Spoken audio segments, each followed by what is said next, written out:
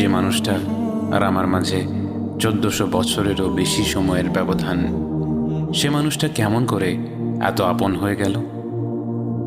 যারা বোঝে না 21 শতাব্দীতে বসবাস করা শত শত কোটি মানুষ মধ্যযুগের আরব সমাজের একজন ব্যক্তির প্রতি এত টান অনুভব করে কিভাবে, তাদের কেমন করে বোঝাবো ইয়া রাসূলুল্লাহ আপনাকে কেন এত ভালোবাসি?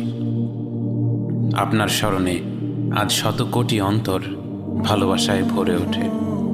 প্রতিটি মুহূর্তে পৃথিবীর কোনো না কোনো অঞ্চলে উচ্চারিত হয় আপনার প্রশংসা, অথচ আপনি যখন পৃথিবীর বুকে আলোকরশ্মি ছড়িয়ে ভূমিষ্ঠ হলেন, তখন আপাত দৃষ্টিতে আপনি ছিলেন অনেকটাই নিঃসঙ্গ, অসহায়।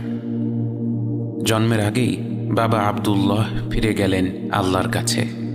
বয়স 6 হতে না হতেই হারালেন মা আমিনাকে। তখনও নিষ্পাপ শিশুটি বুঝতে পারছিল না যে মাকে কেন্দ্র করেই জীবনের সব কিছু, সেই মা চলে যাওয়ার মানে কি। আপনি অসহায় কণ্ঠে বারাকাকে জিজ্ঞেস করলেন, মায়ের কি হয়েছে বারাকা? বারাকা কি করে আপনাকে বোঝাতো আপনি কি হারিয়েছেন?